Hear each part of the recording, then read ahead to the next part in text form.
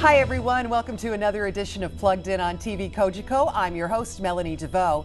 I'm guessing most of you have been seeing a lot of pink lately because October is Breast Cancer Awareness Month. I wore my pink in honor of it today, and my two special guests are going to tell us not only about some statistics surrounding breast cancer, but also about some absolutely amazing events that are coming up. So I'd like to welcome Judy Lund, who is the manager of the Windsor-Essex Community Office. Welcome. Thanks, Melanie. And Paula Talbot, my old buddy, who's the fundraising coordinator. Paula, you've dragged me into so many events, and I go willingly, mind you, but it's been a lot of fun. Yes, you're a great sport, Mel. Thank you.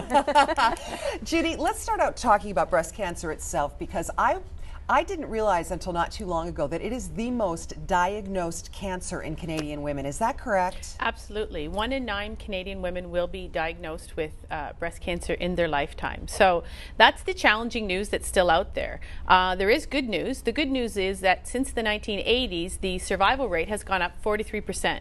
So we're looking at major increases in the amount of people surviving cancer today, and particularly in women's breast cancer. We have women now at the survival rates about 88% for women, and the longer you're a survivor, your rates go up to the 90s. So there's lots of good news. However, still, it's the leading incidence, leading cancer faced by women. So it's still an important thing we need to be working on. But you know, we jumped on this a lot of years ago, we women, didn't we? And we said, you know what, we're not going to be on a back burner. We know how serious this is. And I applaud your efforts and all of the other men and women who have worked towards bringing breast cancer awareness forward. It's been such a wonderful campaign over the years and so successful, I think. Absolutely. I always say how it got successful is the women got annoyed, I think about 20, 30, 40 years ago, and they said, we're not putting up with this. We want more money going into the cancer that we're facing. And guess what? The survival rates have gone up dramatically because of it, and I think that's really important. I think it's important to be funding all cancers because, again, this is a good example of put your money where your mouth is, put the money into research, and you can change the face of cancer. That being said, still we have an aging and growing population, and so more people are getting older and getting into those years where people face cancer. So we are going to have more women actually facing cancer, more are surviving, but there's still a lot of work to be done. Is there an average age at which most women are diagnosed? Because I have friends who are younger than I am. They're in their 40s, and they've already gone through mastectomies and reconstruction, and that seems really young to me, but we even hear about women in their 20s, don't we? Absolutely. Unfortunately, cancer doesn't recognize any race or any age, and that's the unfortunate part about it. We do know that most people face cancer as an aging disease as they get older, and our population is aging. And so our research has shown us that in the age of 50 to 69, you should be going for mammograms. The mammograms are the most effective way to find cancers early, and cancers are more treatable when you find them early. So one of our education tools that the Canadian Cancer Society has, and I know everybody likes this, all the kids like these, is the thingamaboob. Thingamaboob. Thingamaboob. I just like saying that, thingamaboob. So it's my son. He loves saying thingamaboob. So the thingamaboob, what it shows you is that if you go for regular mammograms, typically they would find a lump when it starts at this small size, and I'm hoping you can see that on TV. It is really maybe the size of the head of a pin, head of a tack. If you find a lump on the first mammogram you go for, it's about this big. Physical exam by a healthcare professional, typically it's about this big, and yourself, you'll typically find it about this big. So are we saying not to check yourself? Absolutely not. Everybody should know their own body and know what's normal for themselves. However, if you're between the ages of 50 and 69, you want to go to your doctor because this little tool here will help you remember how much more effective a mammogram can be than just finding it yourself. And you don't want to wait until you find it yourself. You want to be finding it when it's most treatable, when it's early and smaller. Early detection is everything. Early detection is everything, absolutely. And then getting to treatment and going through with your treatment. We also have services that can provide support and information for people. So we have people daily call us. They're facing cancer. It's an overwhelming appointment to have with your doctor. And so what we have is our information service, and we have people who've been there. We have survivors who are trained to talk to you and provide that support. In fact, many of them are women who've been through breast cancer, and as you say, they've done that, been there, moved on, and are living the rest of their life. And they can offer that support and hope to people who may be going through it at this point in time. Well, I had my first mammogram, or boob squish as I like to call it, it a couple of years ago, and I wasn't worried about it because, you know, I've been in the media a long time. I've done how many interviews, you know, over the years about it. So I was really actually going in very curious about it. Not going to lie, it kind of hurt a little bit. It was uncomfortable, but not that bad. I mean, you know, well, I don't know if it depends on the size. Okay, we're going to get graphic here now.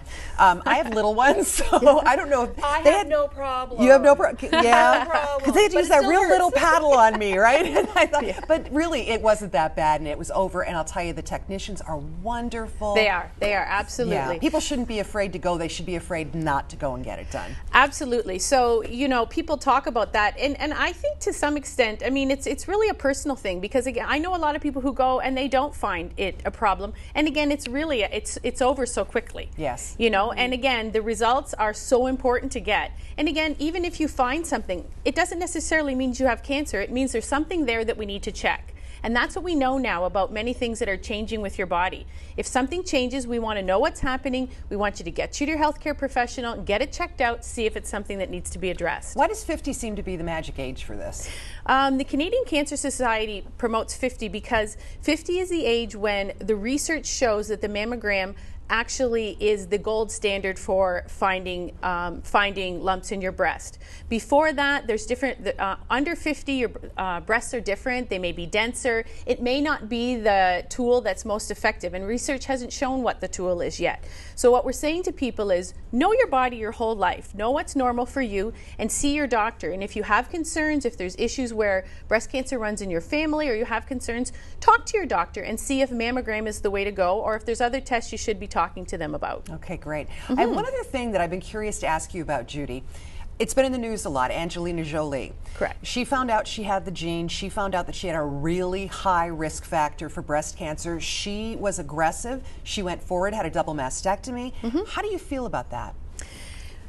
One of the things I always talk to people about is really why our 1-800 number is so important. And it's 1-888-939-3333. And I tell people, rather than being worried about headline news and what comes up that day, what they should do is call our information service and find out what's right for them.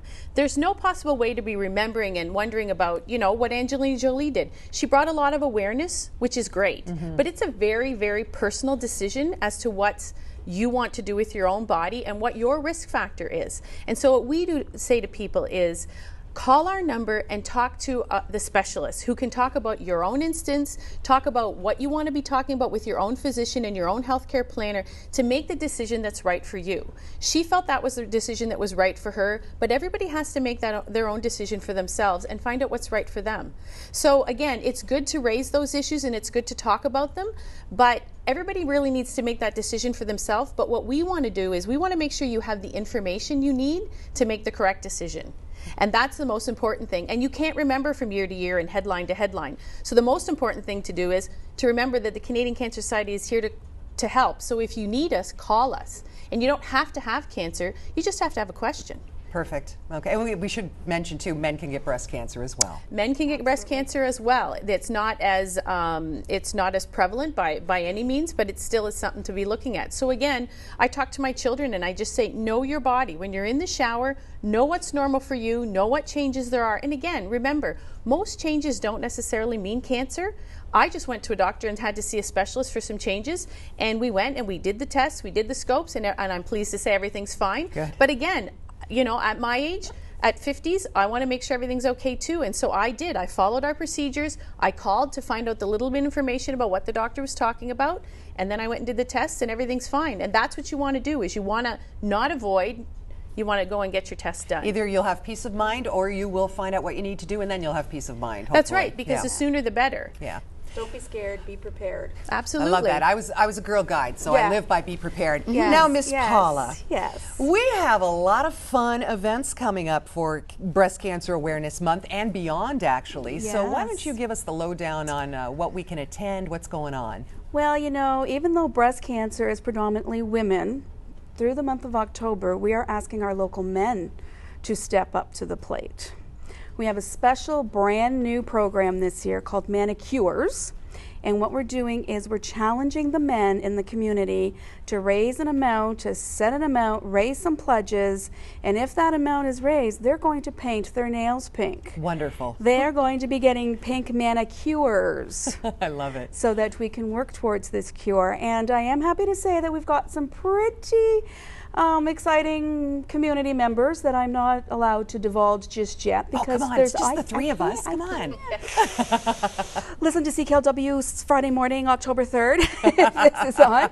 But we do have a lot of men that are coming forward, and they are going to be raising pledges. Some of the local union offices, some of the bigger companies in the city are all coming on board, and they're going to raise money, and then they're going to let the female employees paint their nails pink. That's wonderful. Isn't that awesome? What's the web address, by the way? The web address is cancer.ca/manicures. Okay, great. And on that site, they're also going to find a list of salons around Windsor and Essex County that are giving us a portion of their sales from all manicures or pink manicures. So we have salons such as Harmony Day Spa, Estetica, Coral Spa, Bella Vita, and J Spa that are coming on board. And if anybody gets a manicure, a pink manicure during the month of October. Women, this is women as well here. Yes, yes. And they are going to give us a portion of their sales to go towards the breast cancer awareness. Oh, that's wonderful. I'll make sure to do that. So it's a great reason for all the women to get out there in the month of October and get a manicure or a pedicure. You're helping paint themselves pink. Paint themselves pink. We're asking the city to just, get your pink on. Just put pink all over on your counters, put a pink ribbon on your door. Just, let's just pink up the whole city. Maybe I should dye Wilhelmina pink. You've met my dog, Let's Wilhelmina. do it. What Let's do you think? do it. Oh, God, she'll look hot or what? You know That'd be what? amazing. We can have her a pink nails. We'll give her pink nails. Oh, yes. That would be Why so not? cute. Oh, my gosh. So, and also I want to let everybody know that we are going to have coin boxes with pink ribbons all through the city at all kinds of restaurants, stores. Watch those counters out at the city. Look for the coin box. Get your pink ribbon. Wear it. Show your support.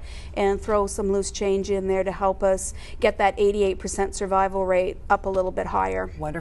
I have one last quick question because we're almost out of time, but you know all the items you see in stores that are pink and they say that some of the proceeds go from the sale. Is that the best way to do it, or is it best just to donate directly to your local chapter? If you donate to your local chapter, it's going directly to the cause.